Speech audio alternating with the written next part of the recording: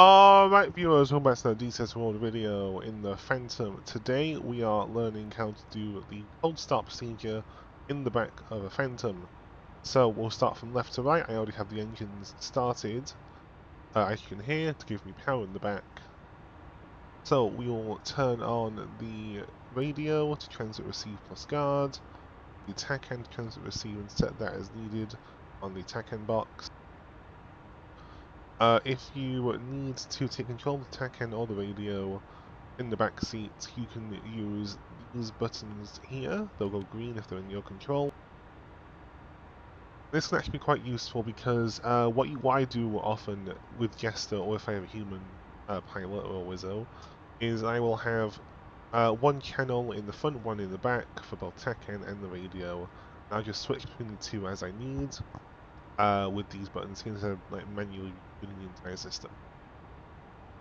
Next is we will want to turn on the radar to standby. That takes about 3 minutes to warm up, so best set that when you can, and we'll turn on the oxygen supply. Next, make sure the this button here is what you need it to be if you have Mavericks or Walleyes on board set to weapon. If you have a T-pod like I do, set that to the ASQ-153 targeting pod. And you can confirm the pod is powered on by this green light here. You see, if it is, oh no, never mind. Yep. So, 0 bit means all the lights are on. Set that. Now the pod's on because I pressed it. You see there, off, on. There we go. So that is how you check that. Now let's come over to the right wall and check the initial coordinates, which are these two here. So we can check these with the kneeboard, so let's bring up the kneeboard with right shift and kilo.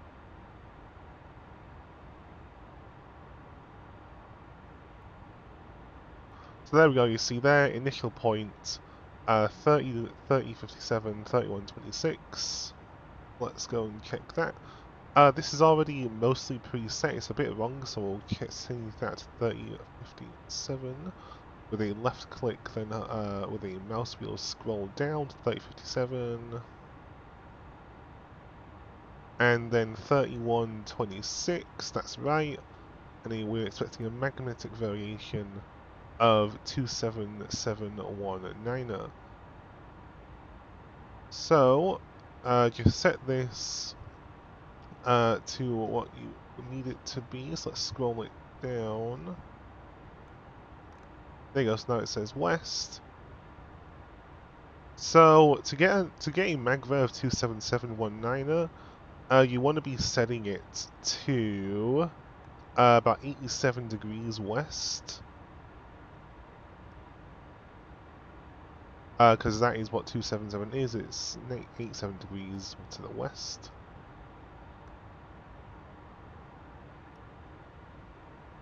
My middle finger's getting very sore doing this, so to alleviate my pain and suffering, don't forget to like, share and subscribe to Patreon, TikTok and YouTube.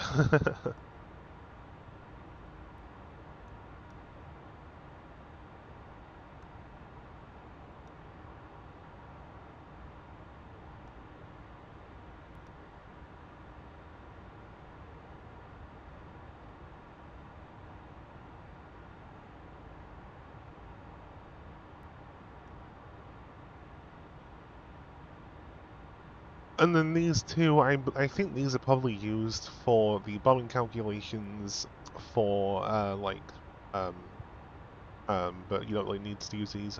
And we can set this knob here to standby, so now everything is set up. We can do this. Now, in the options for the Phantom in the mission editor, you can choose to allow stored heading. I'll be going with stored heading because I think most servers allow it. So, if stored heading is allowed, this cover will be open and this will be flipped forwards. If it is not, then you have to do a bath heading, which is similar to a stored heading, or a bath alignment, sorry, stands for best available true heading. Whether you have a bath alignment or a stored heading alignment, you set the INS power knob to standby. Then when you have the red light there, set it to align. Or no, it's done because that light will go green. Let's set the laser code for our targeting pod. Obviously, if you don't have a pod, you don't need to do this, but I'm going to show it anyway. So, keep pressing this button until it's the code you want. My bombs are set to 1656, so confirm it says that 1656, good. Now press this button here, and that will set the code. Okie dokie, so we're just waiting for the INS to align now.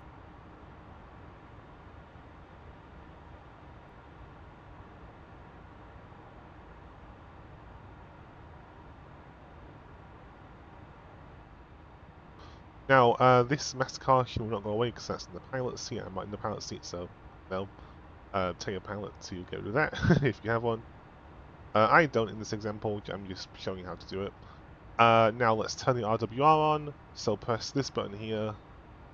Oh, no, it's this button here.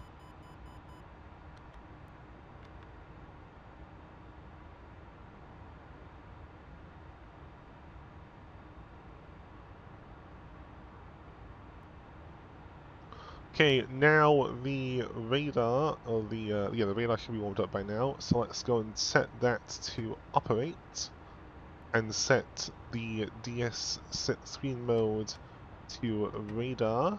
See, now we have the radar page on. If you want the T-pod, we can do that too, so set that to TV, unstart the pod, and that should come on. Yep, you see pods on, there we go. We can slew that around if we want to.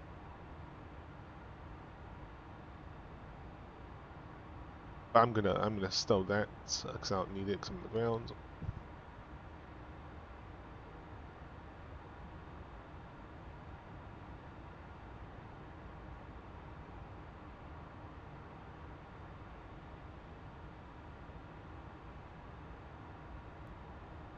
There you go, see we've got the blinking light there, so that means the INS is ready to go.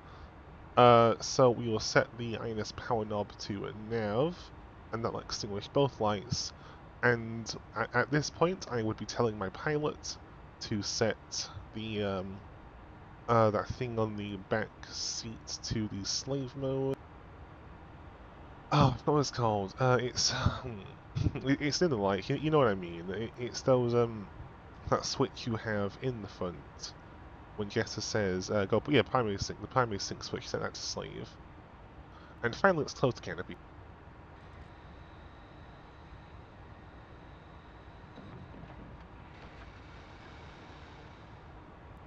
Okie dokie. So we can also unflick this and store the cover. We may as well. You don't need to, but you can if you want to. If you have an ECM pod on, I don't. You can set this, so this is for the left pylon, that's for the right pylon. I believe the Phantom only takes the ECM on... Oh, actually, that's not true. It can take the ECM on the inner wing pylons, so I guess that's why it has both these. But if you are carrying ECM, you can switch these, so it's on standby, that's off, standby, XMIT. Just leave it off, in my case, because I'm not carrying an ECM pod, I'm carrying targeting pod on the Sparrow pylon it's set. One of the last things you can do is hold left click to reset the barometric altimeter.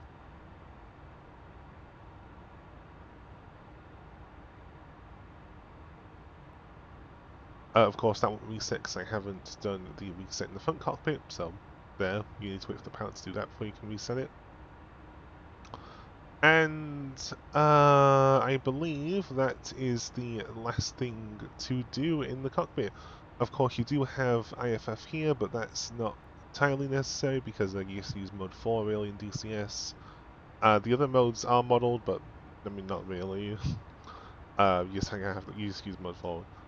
Most players don't use mode 2 or 3 or 1, but if you want to, then you can set the IFF code here.